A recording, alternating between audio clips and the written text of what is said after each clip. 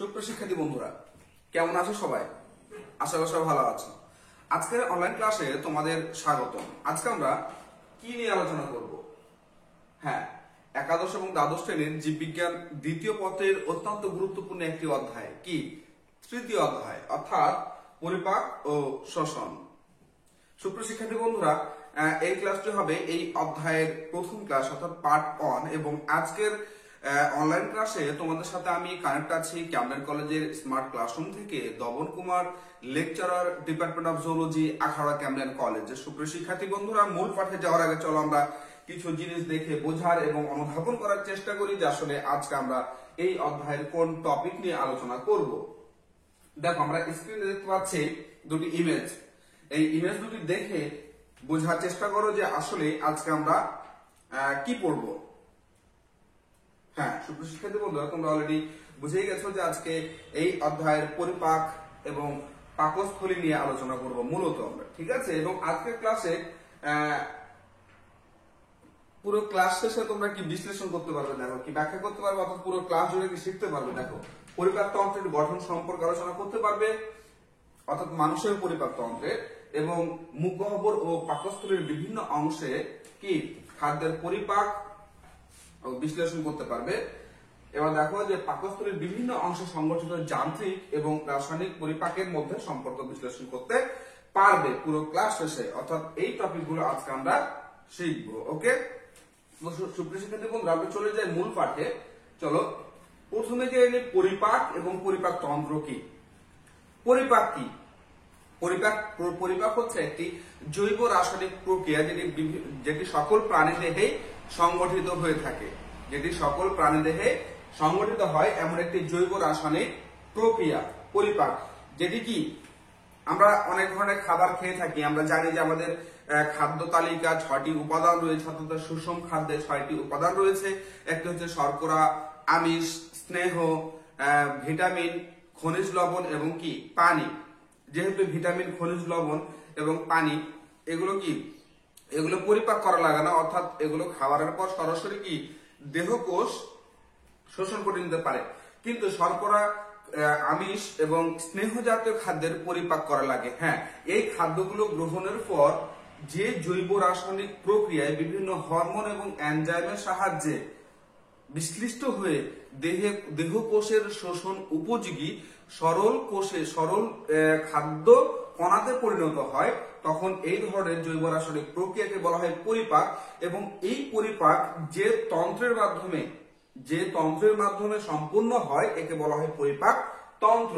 তাহলে আমরা পরিপাক এবং পরিপাক তন্ত্র জানলাম। সুপ্রিয় শিক্ষার্থী বন্ধুরা, চলো আমরা এবার মানুষের পরিপাক তন্ত্রের গঠন সম্পর্কে একটু জেনে নেই। যেহেতু এই অধ্যায় পুরোপুরি খাদ্য পরিপাক তন্ত্র নিয়ে আলোচনা এবং কথায় কথায় পরিপাক তন্ত্রের কথাই আসবে, তাহলে আমরা যদি আমাদের এই পুরো পরিপাক তন্ত্র সম্পর্কে জানতে পারি তাহলে পুরো অধ্যায়টি আমাদের কাছে অনেকটা ইজি মনে হবে। ওকে, তাহলে আমরা দেখতে পাচ্ছি স্ক্রিনে একটা ছবি। দেখো যে মুখ থেকে পায়ু পর্যন্ত আমাদের পরিপাক তন্ত্র বা পৌষ্টিক তন্ত্র কি বিস্তৃত, মুখ থেকে পায়ু পর্যন্ত। ওকে, এবং এর মধ্যে কি বিভিন্ন অঙ্গ রয়েছে, বিভিন্ন অংশ রয়েছে পরিপাক তন্ত্রের। আমরা এগুলো স্টেপ বাই স্টেপ জানবো এবং প্রত্যেক অংশ পরিপাক তন্ত্রের বা পরিপাক নালী বা পরিপাক গ্রন্থি, এর প্রত্যেক অংশ পরিপাকে কোন ধরনের খাদ্য পরিপাক করে, অর্থাৎ পরিপাকে অংশগ্রহণ করে কিভাবে, আমরা এগুলো জানবো। ওকে, প্রথমে আমরা যদি মুখমণ্ডল কল্পনা করি। মুখমণ্ডলে কি রয়েছে? মুখ ছিদ্র রয়েছে, মুখ গহ্বর রয়েছে এবং কি জিহ্বা রয়েছে, তারপর দাঁত রয়েছে। এবং আমরা জানি যে এই মুখ গহ্বরে আমাদের যে এক ধরনের গ্রন্থি রয়েছে, অর্থাৎ আমি তার আগে বলে দেই যে এই পৌষ্টিক তন্ত্র দুইটি অংশে বিভক্ত। একটা হচ্ছে পৌষ্টিক নালী আর একটা কি পৌষ্টিক গ্রন্থি। ওকে, পৌষ্টিক নালী এবং পৌষ্টিক গ্রন্থি আমরা একই সাথেই জানার চেষ্টা করব। ওকে, দেখো তাহলে মুখছিদ্র, মুখ গহ্বর, জিহ্বা, আলজিহ্বা রয়েছে এবং এও রয়েছে দাঁত। ওকে, আমরা জানি যে আমাদের 32টা দাঁত রয়েছে, অনেকের কম বেশি হতে পারে, কিন্তু দন্ত সংকেত বা ফর্মুলা অনুযায়ী কি 32টি দাঁত থাকার কথা। ওকে, যেমন কি ক্যানাইন, ইনসিসর ক্যানাইন, তারপর কি প্রিমোলার, মোলার। ওকে, তো এই যে দাঁতগুলো, এই দাঁতগুলো কি কাটা ছেঁড়া করবে, খাদ্যের কাটা ছেঁড়া করবে এবং জিহ্বা উলট পালট করবে, খাবারগুলোকে উলট পালট করবে এবং খাদ্য গলৎকরণে সাহায্য করবে। এবং আমাদের এইখানে তিন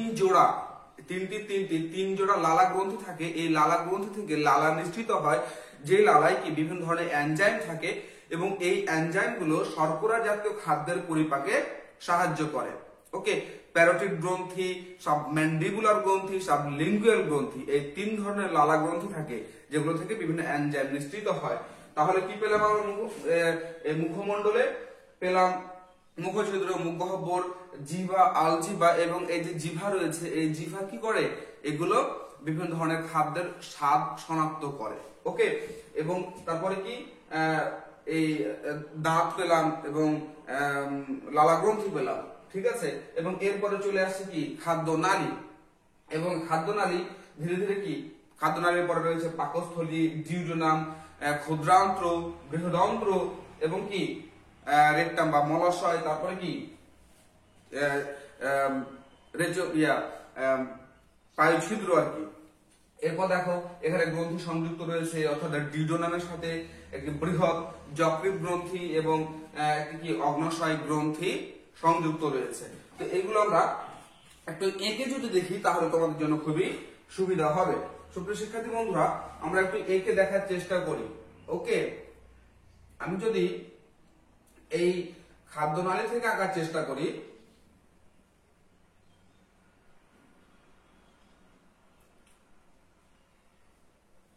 দেখো একটু লক্ষ্য করো, তাহলে তোমাদের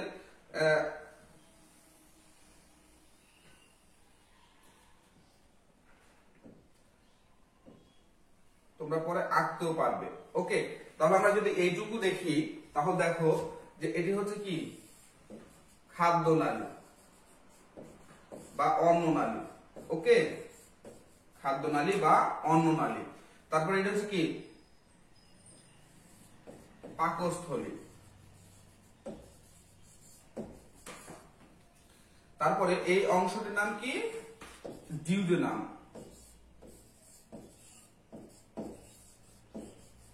ডিউডেনাম। এরপরে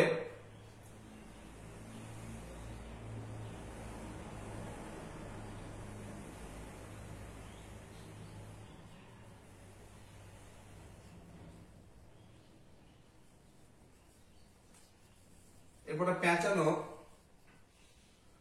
অংশ থাকবে,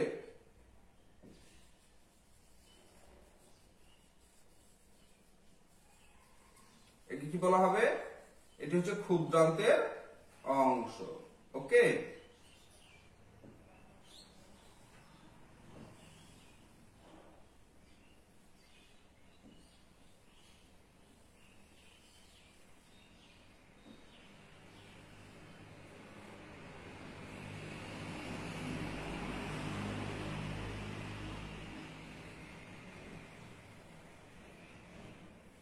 এই আমরা মোটামুটি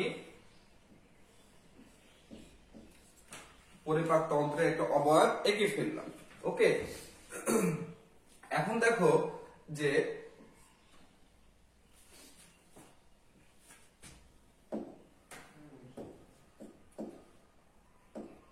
আমরা এই যে সাদা ডট ডট দিয়ে চিহ্নিত করলাম, এই যে একটা অংশ। ওকে, তাহলে দেখো যে খাদ্যনালী, পাকস্থলী, তারপর কি এরপর চলে আসবে ক্ষুদ্রান্ত্র, তারপরে কি বৃহদান্ত্র।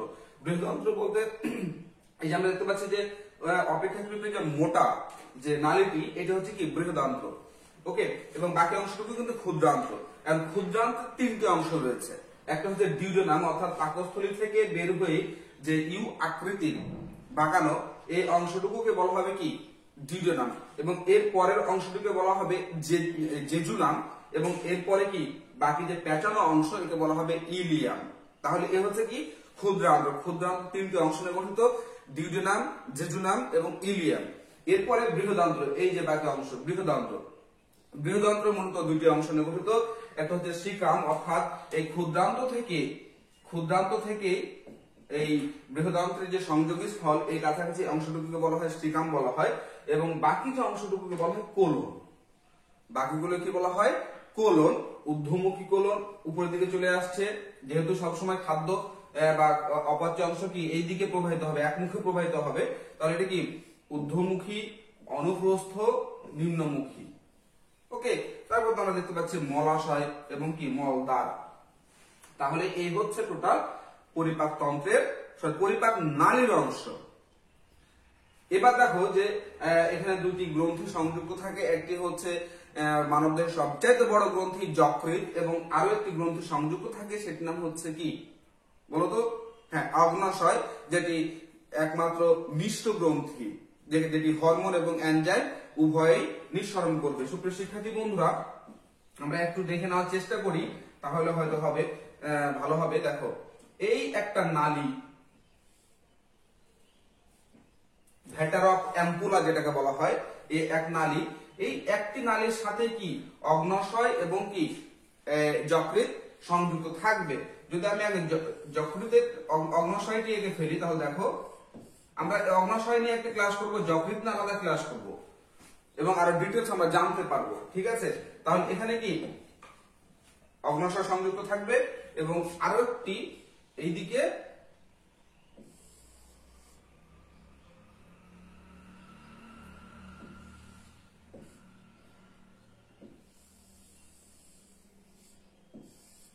কি, এটি যকৃৎ।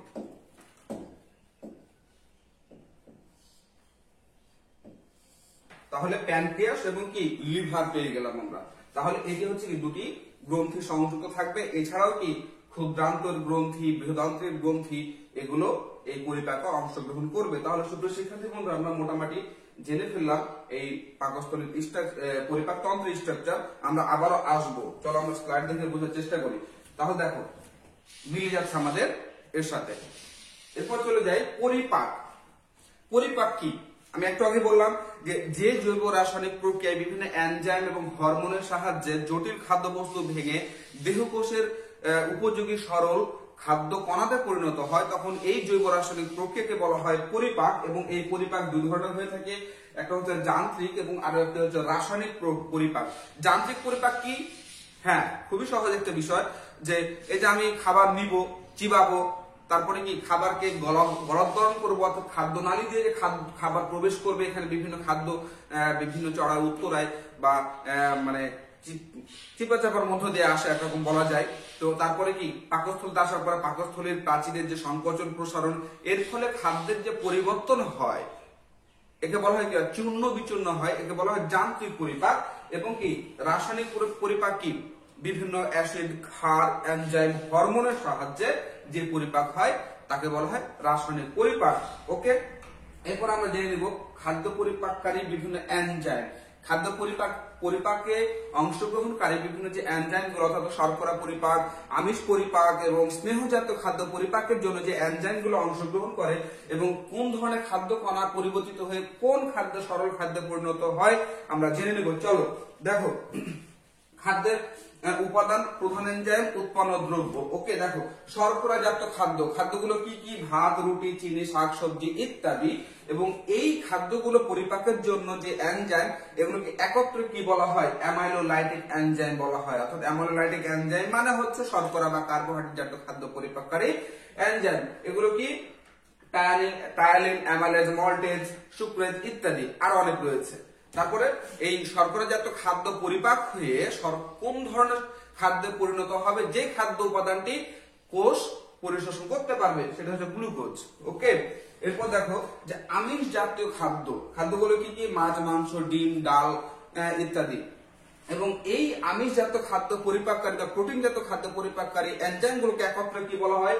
Proteolytic enzyme. এনজাইম গুলো কি কি? পেপসিন, ট্রিপসিন, কাইমোট্রিপসিন, অ্যামাইনোট্রিপসিন ইত্যাদি। ওকে, এবং এর সরল উপাদান কি? Amino acid. এরপর দেখো যে লিপিড বা স্নেহ দ্রব্য, স্নেহ জাতীয় খাদ্য পরিপাককারী এনজাইম একত্রে কি বলা হয়? লাইপোলাইটিক। লিপিডকে পরিপাককারী এনজাইম লাইপোলাইটিক। লিপিড জাতীয় খাদ্য কি? ভোজ্য তেল, ঘি, মাখন, প্রাণীর চর্বি ইত্যাদি। এবং এই লাইপোলাইটিক এনজাইম গুলো কি কি? দেখো লাইপেজ, এস্টারেজ, তারপর কি লেসিথিনেজ ইত্যাদি। এবং এই স্নেহদ্রব্য জাতীয় খাদ্যগুলো বা লিপিড ভেঙে কোন ধরনের সরল খাদ্যে পরিণত হয়? ফ্যাটি অ্যাসিড ও গ্লিসারল। তো সুপ্রিয় শিক্ষার্থী বন্ধুরা, এই ছিল এই বিভিন্ন খাদ্য পরিপাককারী এনজাইম এবং এদের সরল উপাদান। ওকে, এবার চলে যাই আমরা দেখি যে মুখ গহ্বরে খাদ্য পরিপাক।